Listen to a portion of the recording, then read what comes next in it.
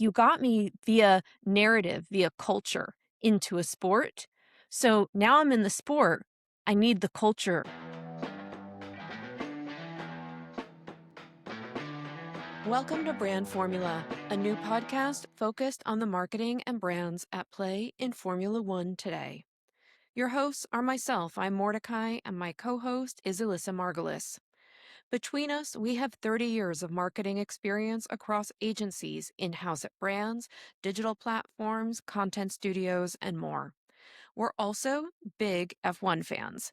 Alyssa was raised on F1 from childhood, and I am a Drive to Survive COVID convert. Each week, we will bring to you our takes on F1's marketing paddock and beyond. We'll analyze the advertising and marketing moves being made, the audience as it continues to evolve across markets, and look at white spaces we think need to be covered. Who is seeing an ROI and who's DNF'd? Thank you for listening, and please support us by following wherever you follow. We are at Brand Formula Pod, and subscribe wherever you are listening. Now, let's talk the brand formulas shaping F1 today. On to the episode.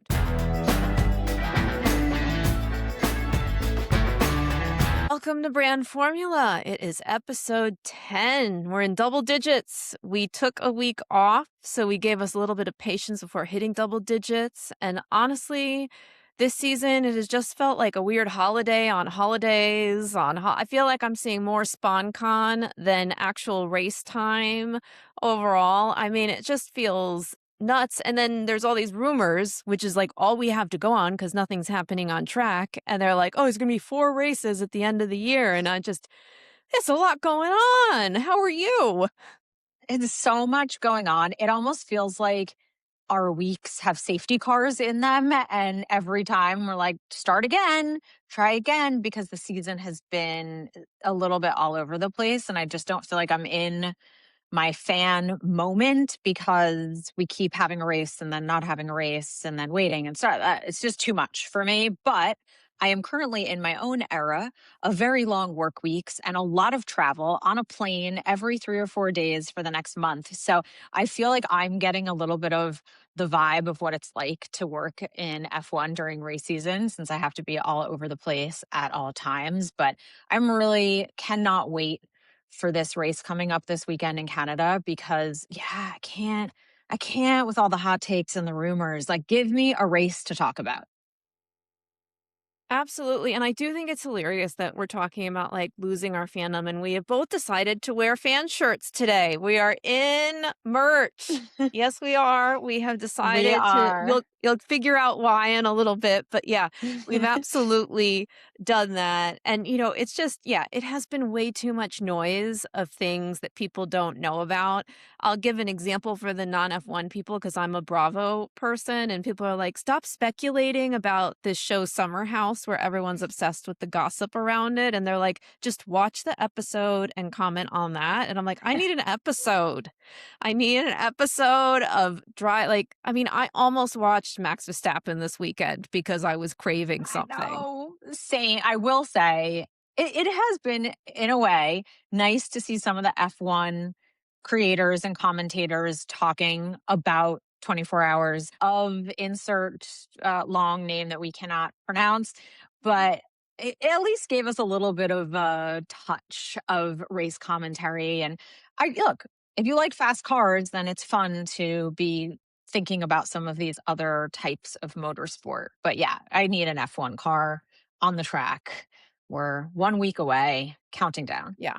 I think the drivers do too, because I saw them at the Ypres in Monaco. Like, they're all just like, can we just Give me get something to back? do. Like, give me something to do. And it's just, it is really hilarious. And, in our give us something to do, I think it was really just this thing of, we're able to watch things from a content creator's point of view and see different things. But, all we have is sort of what content creators are doing or what they've dropped. And so we've been in this, when we started this podcast all a couple months months ago kind of thing.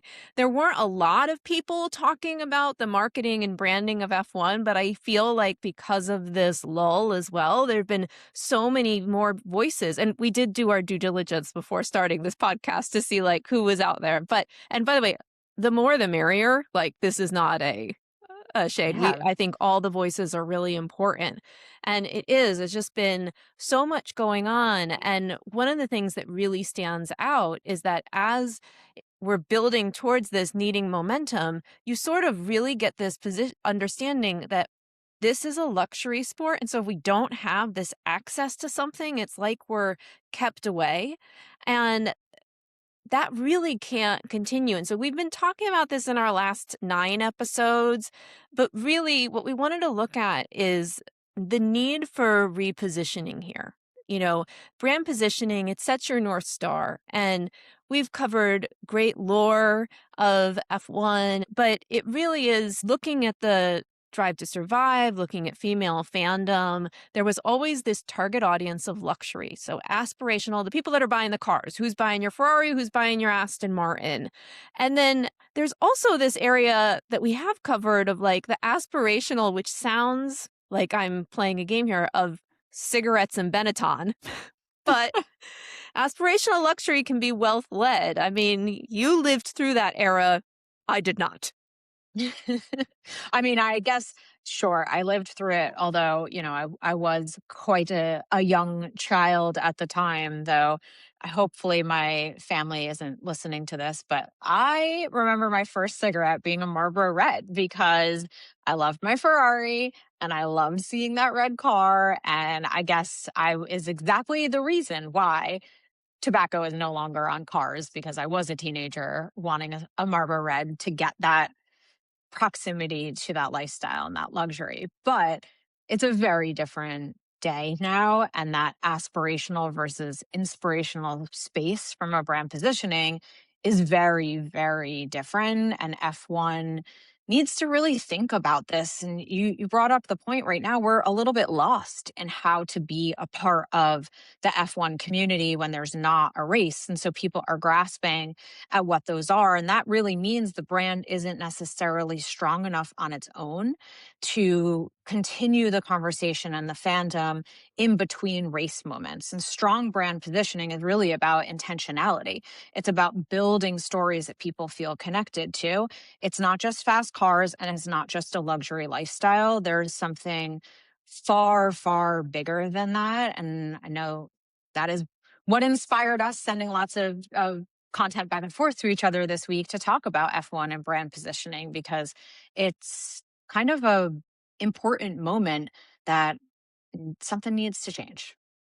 Yeah, and all of the content that the creators are coming up with, they too need a North Star.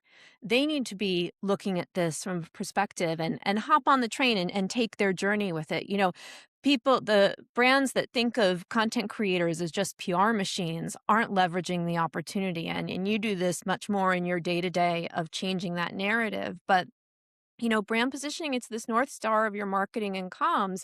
And F1, I don't know of another sport, and I did try to look for it, but it's the fastest growing sport right now globally.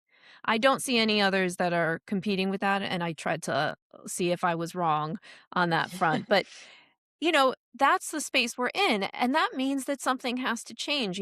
All of this fandom, and we've covered it, and we're not going to reiterate it, but it's like you got me via narrative, via culture into a sport.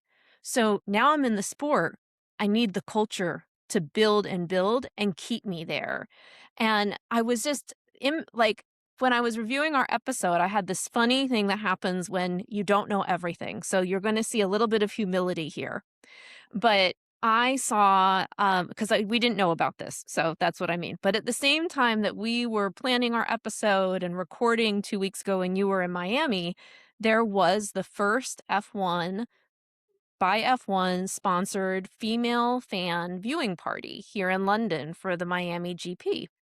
Which was exactly, you didn't have to, if you didn't listen to the episode, that was kind of exactly what we talked about happening as one of the things that needed to be addressed is, create environments and how fans were doing this, but F1 and the teams weren't really fostering these environments. And what we saw was exactly what happened with the Apple content, which was, Apple said the thing about these are the women of F1. Well, clearly F1 thinks similarly because the content creators were what I would refer to as standard issue content creators. And that's no insult to them. It's the most successful content creators in the game. So they are incredible women with how to build a brand, how to keep an audience, how to build a community. These are hubs of that space, but they are not known as F1 fans. They don't have an F1 narrative in their story. And it was co hosted by Morgan Riddle, who is also known as a wag in the tennis world. She is much more than that as well. Again, these are big power players in the content creator game. But what they did was create a luxury event. They put the biggest creators that really sell a luxe lifestyle, and that was where they wanted. And that is because of that brand position. And so it was such a call to arms to say, wait, wait, wait, where's our repositioning here? So we got ahead and we're like, these are the things you could do, but we need to kind of go backwards and say, but where's the foundation? What's this look like? How do you not flatten the message and flatten the audience, especially when how fast F1 has grown in the last 5 years, how much the audience has changed from a demographic, a psychographic, a global perspective. And so, Miami, you know, how do I say this? It wasn't the best. It didn't give the best vibes off. And I think us uncovering that there was this event on top of Mhm. everything that we've already talked about definitely leads to why we need to talk about brand positioning and what are those things that as these decisions are being made, F1 is saying, yes, this makes sense. Because right now it's feeling like these decisions are a little bit made in a vacuum versus in thinking about whether they're actually serving the larger brand need. Yeah, and it's a bigger picture story. So, yes, will you get views on content from one of these luxury creators? Of course you will. But are you getting new conversions to fans? Are you building that community forward? Are you getting your 2028 super fan today at the events that you're doing? Is that happening? And there are so many barriers overall. Like, there's a barrier to watch of this sport. So I'm over here in the UK, and it is because of legacy media deals, one of the most expensive places to have access to F1. It costs about £22 a month. So well over £200 a year that I spend just to have access to be able to watch this sport. And there are versions, obviously I can see a little bit I could watch on Twitch, like maybe with the P1 guys. I can watch a highlight show on Channel 4 for free. But if I just want to watch a race with my own self, and again, that narrative of culture and finding my way through it, not just being at a creator's beck and call, I'm sort of limited in that space. And then we also have the barrier of how do I express my fandom, like what we're wearing. And we just really need to be planning for the future and addressing these concerns from that positioning point of view. Because your positioning, just for our F1 fans that are listening, is very simple. It's understanding exactly who your target audience is. The market definition is that it's a global sport. We don't need to spend a lot of time on that. And then having a brand promise that you're delivering on and a reason to believe that that promise is achievable or is being achieved. And a lot of this, like when you talk about it, really wasn't much. It's like, I remember you telling me about like the free fan event for McLaren, which McLaren legacy brand, world champions, constructors champions 2 years in a row, all of that. And not a lot of people were there. Who doesn't like free shit? Yeah, and if you are not doing the deep work of understanding who your audience is, who that base is, understanding, especially from a local market perspective, you need to then build a marketing plan and a brand positioning plan that is your overarching and then specific to your different audiences, your different moments, your different geographic locations and events. That's a really, really robust look at deeply, deeply understanding in advance with the ability to pivot in the moment in reaching the right people and building that. And that playbook means kind of accepting that you got it wrong and maybe looking for some outside help. There's a reason that consulting companies are billion dollar billings every single year because this is literally what they do. And make fun of them all you want. You have to look outside in order to get some of this right. And a lot of it is a bit of gut instinct, but gut instinct has to be backed up with data, with deep strategy, with understanding and poking holes at why you're making the choices you're making, who you're making them for, when you're making them, and how you're going to adapt. And those are your calling cards of strategy on top of brand positioning. And so I am curious what is going to happen with McLaren going back to the team and saying, okay, we anticipated 50 to 70,000 people coming to this, and we did not get nearly that. Was that because of the marketing? Was it because of the story? Was it because of where it was? Was it why? And then figuring out how to move forward. It's like we talked about CRM a little bit last week or 2 weeks ago, but it really is what we're looking at here in terms of a reposition is understanding what are your acquisition models and retention models for this new audience. Sitting around and saying, oh, we have more of an audience, so we should have a bigger grandstand. I have been seeing so much about Lando's grandstand at Silverstone, which obviously he's world champion. People love him.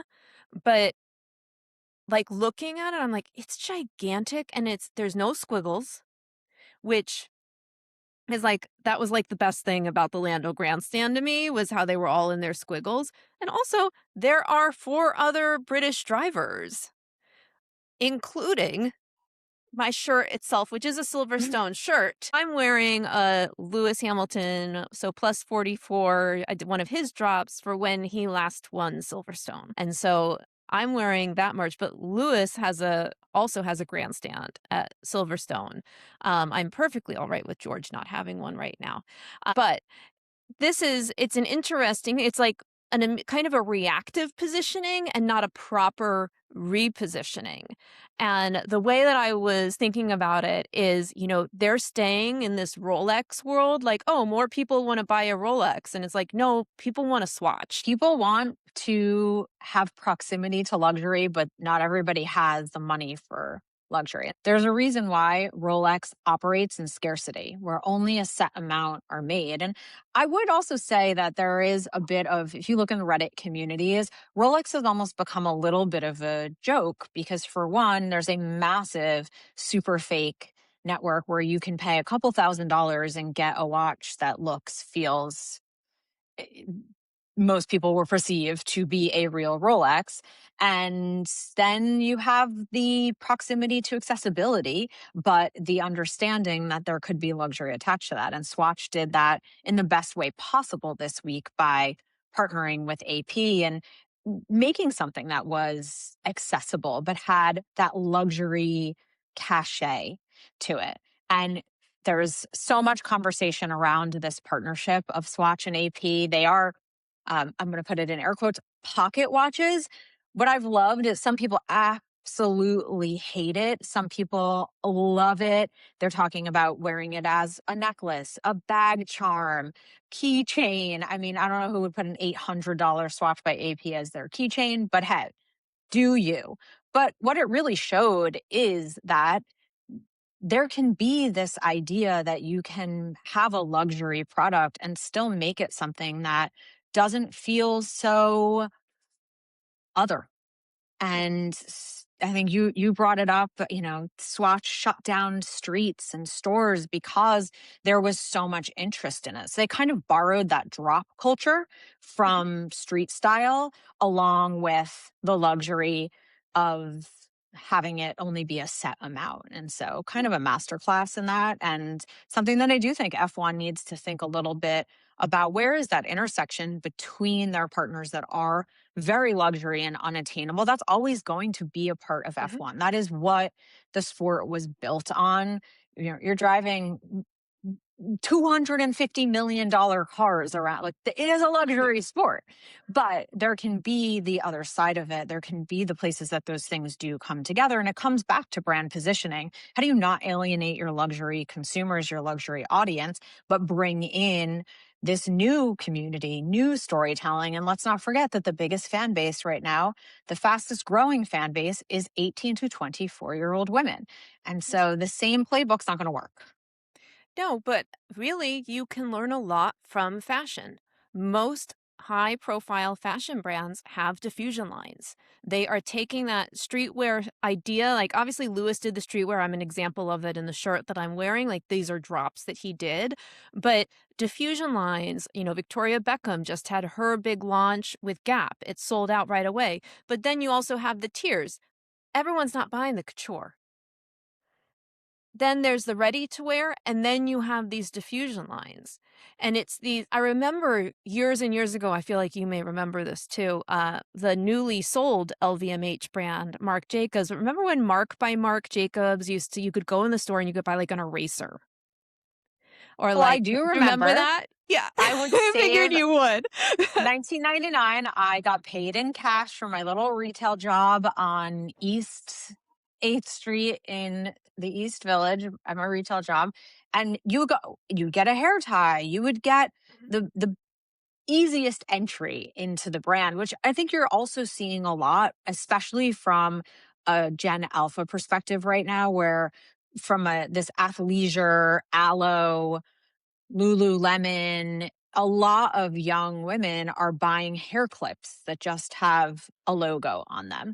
That is their entry point into that proximity to luxury. And it isn't something that you've necessarily seen with F1 when the cheapest products have been $50 to $100. And so Mhm. that entry point into feeling like a fan is a lot higher. And what does that say? It's not inviting this new fan in. It's No. saying you're not really wanted here. Find another way. Well, let's get real specific about that 50 to 100. I mean, so Lando's World Champion collection dropped, and a handkerchief was 40 pounds made to order. Now, the made to order model of a drop is a little bit brilliant. I think my shirt was made to order, like the way that works. Network is very NTWRK. That's what I'm talking about when I say network is very into that. But Charles had a beach towel for like 111 pounds. These were some of the things that have like sort of popped up and sort of like, what is that? And the Letterman jacket for his world champion, which is very beautiful, I do think, was around like 250, 300 pounds.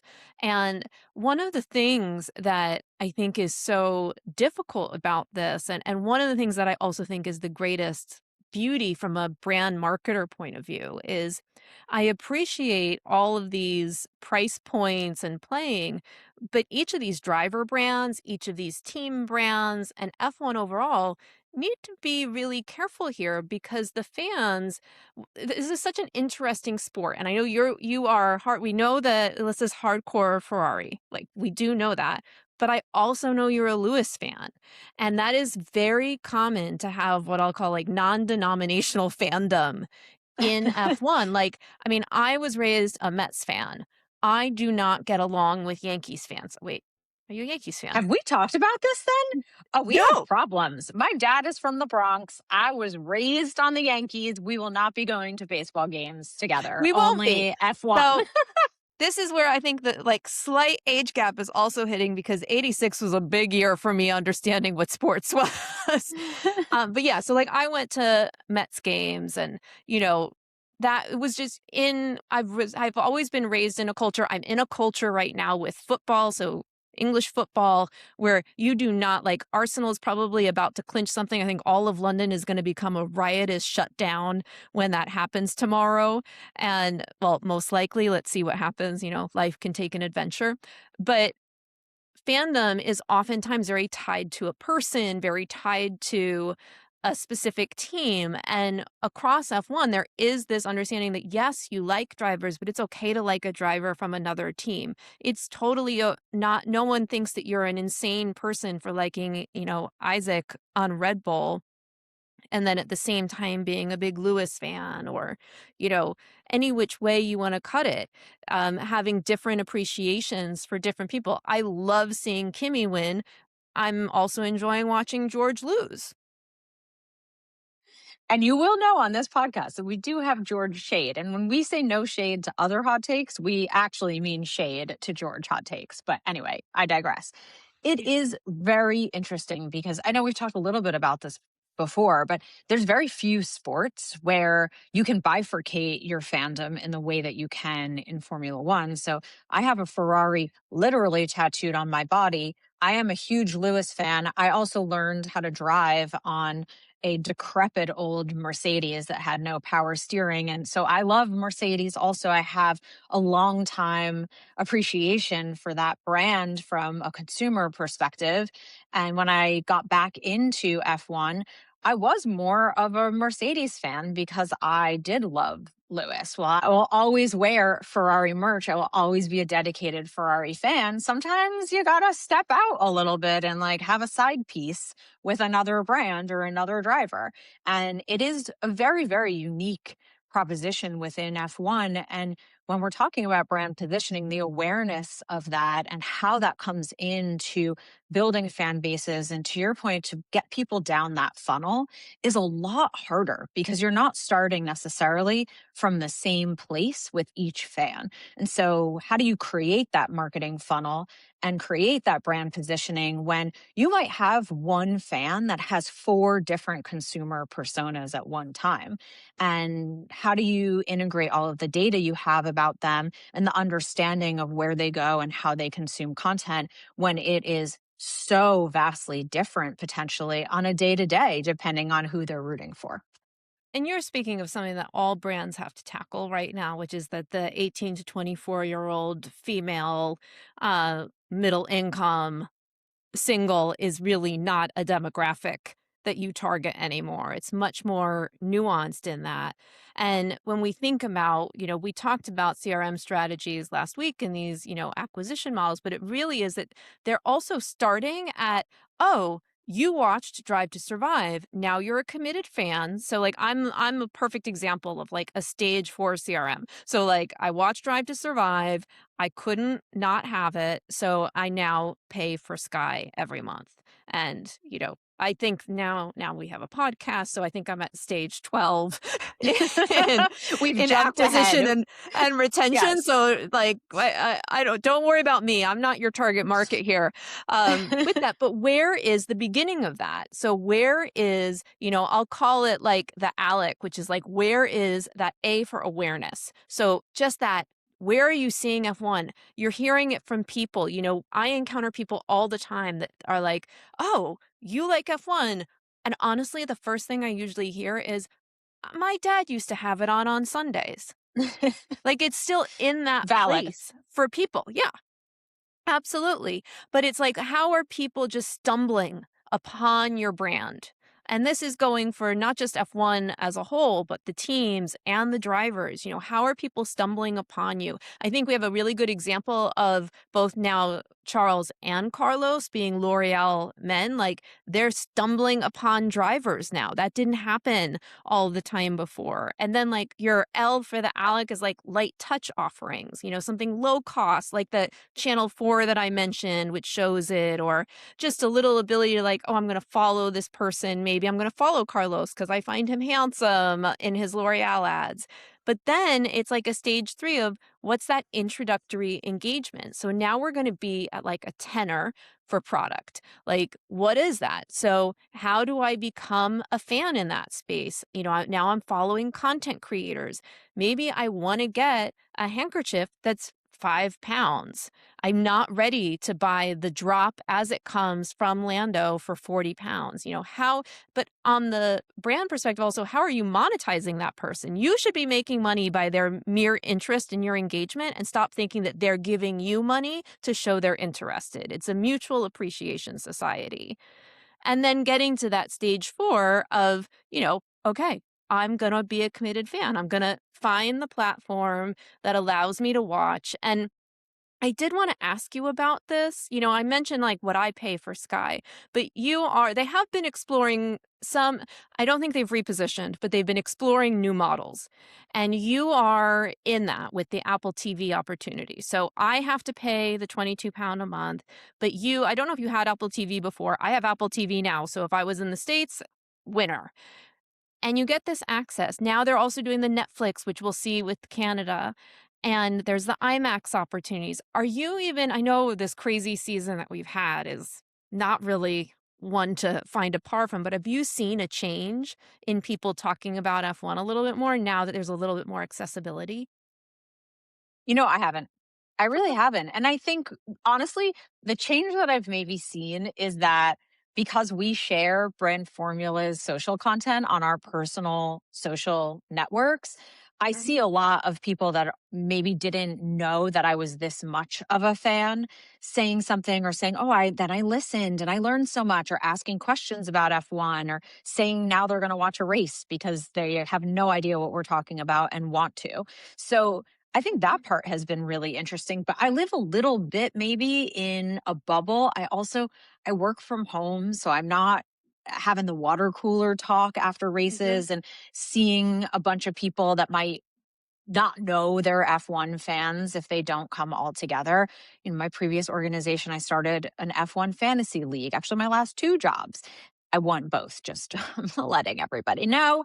So I actually haven't that much. I think for me, it's been more industry focused. It's been my friends that are working at Apple or working on F1 activations, or working with Ferrari on something, and that's then tangentially related to F1. So I do, though, think for me, I've been an Apple TV subscriber for since it launched. I Mhm. remember buying the very first Apple TV box that you could get everything. I love I Apple. have one. And so, yeah, I mean, I had to have it. So I've been paying for Apple TV from then. If I hadn't been, I absolutely would have paid. I paid for ESPN just to watch F1 and canceled that subscription as soon as it went over to Apple. And now with the crossover between Netflix and Apple, I'm interested to see over the next few weeks what that potentially looks like from a viewership perspective. Because if things are also going to be on Netflix and you don't want to pay for Apple, what's that going to look like? How is that going to increase viewership? So I'm curious. I am going to go to one of the IMAX movie screenings. I want to know what it sounds like and feels like to watch a Formula One race in an IMAX theater. I do think it's really smart. I've not seen any press around the success of them so far. So, and obviously Miami was the first. So, yeah, curious to see what that's going to be. Yeah, and I mean, it just is going to be as it becomes more accessible because if you don't reposition, if you don't really define what these brand promises can be and the opportunity of the fastest growing sport globally, you're going to lose all of these new fans that are just curious. And I think there's just such an opportunity in the opportunities that you're giving people to find out who you are. And I think the Netflix will be really interesting because it is the home of Drive to Survive. So, assumably, if Drive to Survive is in your favorites or in your list, is something that you've watched, you will get heavy served about this Oh my happening. I'm gosh. assuming it's gonna be heavy served no matter what, but I just mean regardless of It was my anything, whole home screen. there you go. Like, it's gonna So, because see, this is the thing, I don't see that, so I'm like, "Okay, well, very nice." But that's going like, it could be sometimes the first race that people watch, and how are you going to do that? And, we've talked about that early part of this, but, like, to get people involved, it's sort of, and I think about this in, like, the ways in which this narrative idea, like, going back to this concept that if your fandom started coming in droves because of Drive to Survive, because of story, because of culture, you can't trust the sport alone to translate that to you. So, those content creators need to become your partners, not just your PR machines. And then think about the things about F1 that make it an exciting sport. Now, for me, that is data. I am a strategist at heart. I need to understand the data or I don't understand the solution or the problem. And I would love to see something that was them giving data to creators, them creating a data content platform of some variety that basically was like a sitting on the pit wall with Bernie. I Like, think it is the give most me that. genius idea you've ever had. I am so, so, so obsessed with this. And the reason that we do this podcast together is because we bring these different perspectives. Like I need someone to understand the numbers so then I can build a strategy around it and then go create stories and content that bring that data to life. And so this is why we're so perfectly aligned. So for me, thinking about, wow, how could all of that data be funneled into something that brand marketers, creators, commentators could utilize to help build this brand positioning, this market positioning, audience segmentation, that that's how you build a holistic brand. And I do think that's something that they can probably borrow a little bit from the NFL, and I would say a bit from how the World Cup is approaching content at the moment, aside from all of the drama around how much it's costing. So that's a global sport conversation to have another day. But there is currently no understanding of that core messaging. And then how do you create that really thoughtful output from all of that? And look, F1 has 2,642 million AI partners. You see their logos splashed all across the cars. And so this idea makes so much sense to partner with Gemini, Google, Microsoft Copilot, Atlassian, OpenAI, Anthropic. I mean, pick your poison. Let's get the pitch out there. AWS, Salesforce, Yes, like, give me the make it dashboard happen. that is going to allow me to have this. And, you know, I think you brought up that other sport, which just, I know we're heading into the season because I've got my England gear ready to roll. But, the best ad that I saw over the last week was, oh, I'm going to forget the company, so pardon me, but it was basically like a trip to Portugal, $600. Seeing Portugal in the World Cup, 3,000. And it's Very just like, it's real. very real and also kind of like the reverse situation in a way of what we're talking about with F1, which is that the thing about football is at the end of UK football soccer is that it has always just been like a grass patch and a pitch and two ends, and anyone has access to it.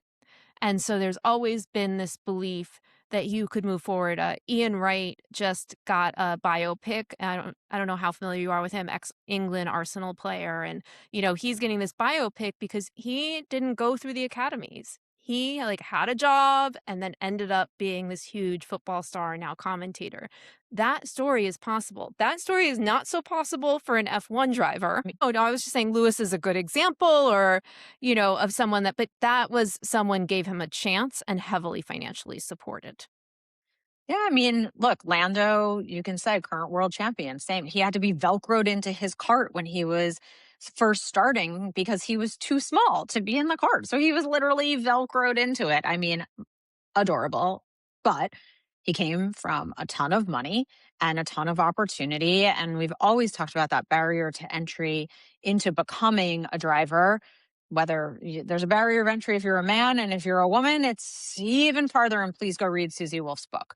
But as an aside, there's also barrier entry to being a fan. It's a really complicated sport. It is a long, long, long season. It is global. There's just so many aspects that go back to why understanding the data, understanding who your fans can be, understanding how willing they are to give time and money is so important. That's the thing, is we have such an opportunity. We keep talking about this, but it's like exactly where you're at. You have the highest, rising sport. You have an opportunity. You have fans that aren't committed to just a driver or just a team, that are malleable to continue to explore, that are willing to invest in you. You should be able, as a brand, to monetize that outside of affecting their pockets to the level that it is currently set up to affect their pockets. So, in essence, the brand promise needs to be, we are a sport for all. How you do that is you create those awareness access points and those different stages of acquisition and retention marketing to allow anyone to be a super fan. And the rest will come. You can't add, hundreds and thousands of new fans every single week and think that they all want a Rolex. Because, like you said, they may want a Folex. I don't pardon the way it sounds, but a Fartier is just as lovely sometimes. I'm going to use that from now on, especially since I actually do wear a Cartier watch. But a fan is a fan is a fan. Some of us have more money to spend and some of us don't. It doesn't mean that we love the sport more or less. It means we can all be fans in the way that we want to be. You, brand, F1, need to understand us in order to get us to spend money, whether it is $5 or $500,000. Mhm. And it's important to remember that it's culture first. And those people that are spending all of that money oftentimes need culture to tell them what they like and how they like it. So you need to have those access points of people who are culture movers, not just people who are shoppers, so that you can get the Amen. fun merch. Yes. So that's it. That's our episode 10. So stay acquired and retention marketed to us, please, in our way. We hope you enjoyed and are as curious about this. I'm curious how your F1 journey is going. If you're into it, I hear from a few of our friends that listen to the pod that they are learning more and more every week, which is very nice. And then we get to have more fun conversations in our day to day. But just drop us a comment. We are Brand Formula at Brand Formula Pod on most every social channel. We're building those up slowly but surely, and your support would mean the world. But thank you for listening, and goodbye for now. Lights Lights out. out.